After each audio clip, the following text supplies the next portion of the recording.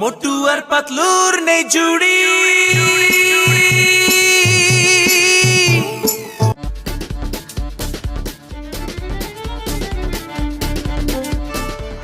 ও চিংড়ি স্যার, আমাকে ছেড়ে দিন, আমাকে যেতে দিন। আরে বাবা, কেন বারবার আমাকে ধরে এই জেলে এনে আটকে রাখেন বলেন তো?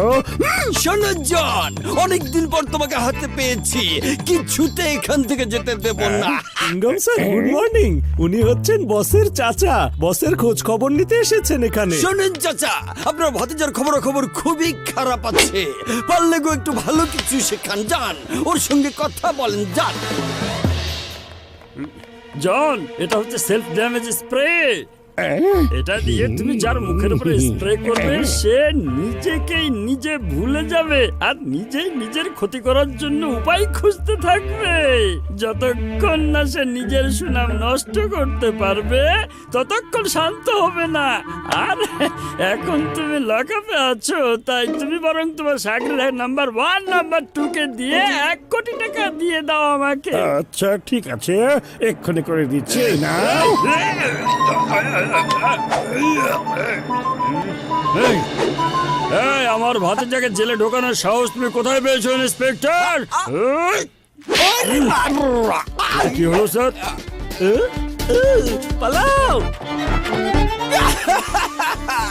ওরে মা, এই চাচা তো দেখছি জনের চেয়েও বেশি সন্ত্রাসী মনে হলো। আমি ওকে বললাম জনকে একটু বুঝিয়ে যেতে, আর ও কিনা আমাকে থাপ্পড় মেরে বুঝিয়ে দিয়ে গেল।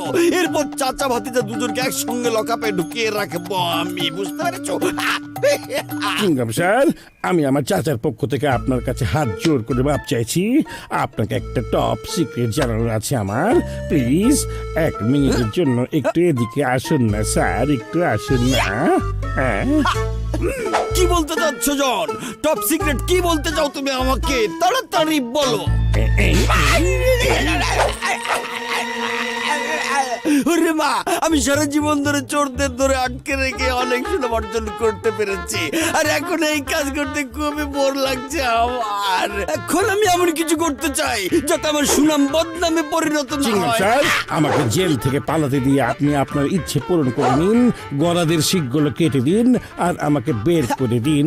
তাহলে আপনার সুনামের উপরে সারা জীবনের জন্য দাগ লেগে যাবে। এমনও হতে পারে যে এতে আপনার চাকরিটাও চলে যেতে পারে। আরে হ্যাঁ, খুব ভালো idea John, thank you. You are welcome sir. Sir, গরদের শিক কাটার কি দরকার আছে? তালা খুলে পালাতে দিলেই তো হয়। তালা খুলে জনকে পালাতে দেওয়ার মধ্যে কোনো মজা নেই, শিক কেটে পালাতে দেওয়ার মধ্যে একটা বড় ক্রাইম আছে। আমাকে বদনাম কুড়াতেই হবে। তাই? খুব আনন্দ হচ্ছে আমার, আমি ক্রিমিনাল হয়ে যাচ্ছি। হ্যালো বাবুলগাম স্যার, চিংগাম স্যার গরদের শিক কেটে জনকে পালাতে সাহায্য করেছে। কি বললে? চিংগম জনকে পালাতে সাহায্য করেছে? চিংগমকে ধরে জেলে ভরে দাও এক্ষুনি। আচ্ছা, ওরে বাবা রে। খুব মজা পাচ্ছি। চিংড়মের সুনামের তো সর্বনাশ করে দিয়েছি। এবার আমি মোটু পাতলুর নামে বদনাম করে নিজেকে একেবারে স্বাধীন করে ফেলবো।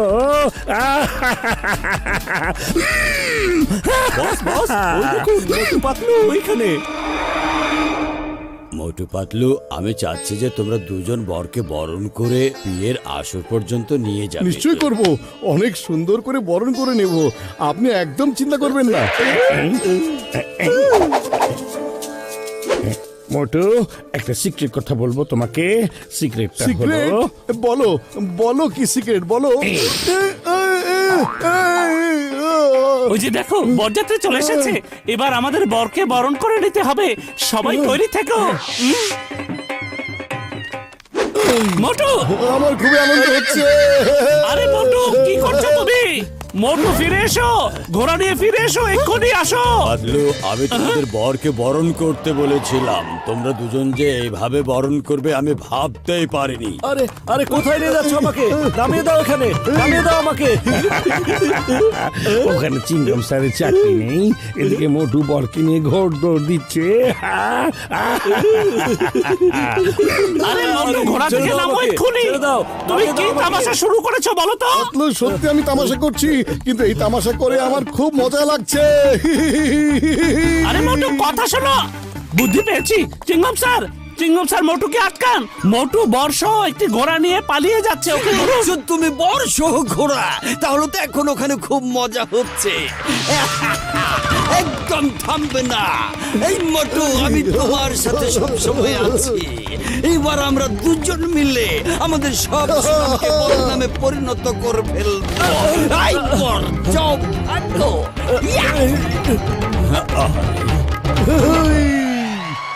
এই পাতলু, বলো তো মোটুর কি হয়েছে?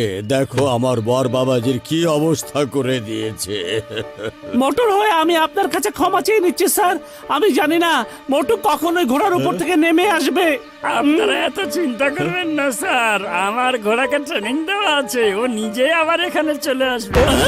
ওরে বাবারে! কিসের শব্দ হলো? বিয়ের আসরের ওখানে বম ব্লাস্ট হয়েছে। আমাদের ভাগ্য ভালো যে ওখানে কেউ ছিল না। ও, তার মানে ওখানে বোমের কথা মোটু আগে থেকেই জানতো, তাই না? হ্যাঁ, আমার মনে হচ্ছে সেই জন্য মোটু ভাই ঘোড়াটা নিয়ে ছুটে চলে গিয়েছে, যাতে আমি আসরে পৌঁছাতে না পারি আর বিয়েটা বন্ধ থাকে আর আমার কোনো ক্ষতিও না হয়, তাই না? আর সেই জন্যই আমার মনে হয় ইন্সপেক্টর চিংগমও মোটর সাথে ছিল। ওই যে দেখো, চিঙ্গম স্যার আর মোটু আসছে। মোটু চিংগম জিন্দাবাদ! মোটু চিংগম জিন্দাবাদ!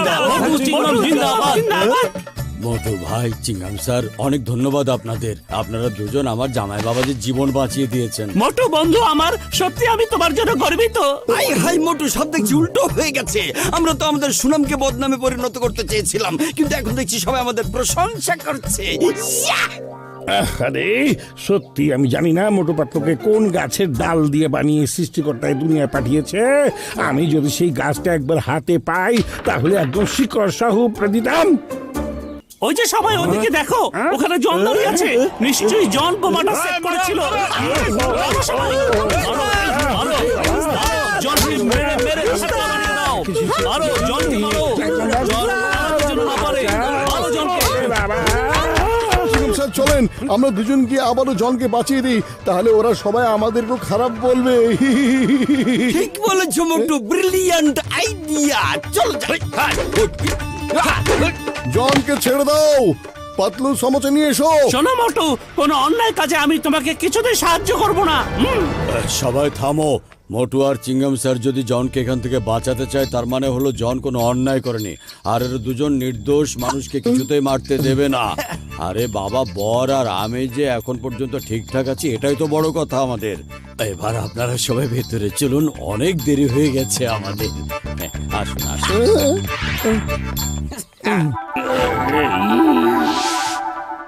চিঙ্গম স্যার, আমরা করতে চাইলাম এক কাজ আর হয়ে গেল অন্য কাজ। হ্যাঁ, মোটু, ওই লোকটাকে দেখো, মনে হচ্ছে খুব গুরুত্বপূর্ণ মেহমান। চলো ওকে গিয়ে জ্বালাই আমরা। ইয়া!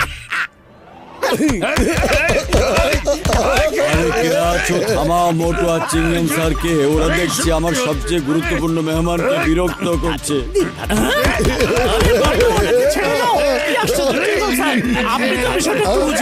আচ্ছা, তোমরা দুজন তাহলে আমার বিষয়ে জেনে গেছো, তাই না? আমি বোমটা সেট করেছিলাম। বিয়ের কনের বাবার কোটি কোটি টাকার দিকে আমার নজর ছিল। আমি ভেবেছিলাম যে আমার ছেলের সাথে ওর মেয়ের বিয়ে দেব, কিন্তু বিয়েটা ঠিক হলো অন্য ছেলের সাথে।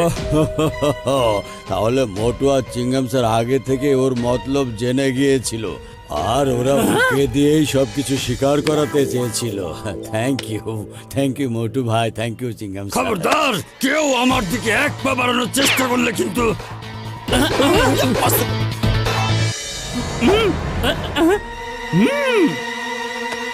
মোটু, তুমি না তখন সামুচা চেয়েছিলে, এবার এই যে নাও, সামুচা খাও আর অ্যাকশন শুরু করে দাও।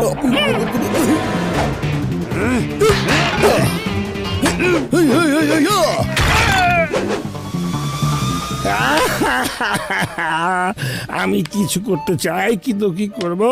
আমি মোটুকে জিরো বানাতে চেয়েছিলাম, কিন্তু ও তো দেখছে এখন হিরো হয়ে যাচ্ছে। আর একবার যদি আমি মোটু আর চিংগম স্যারের উপর স্প্রে করে দিই, তাহলে তো ওই দুজন আরো বেশি উল্টাপাল্টা কাজ করে ফেলবে।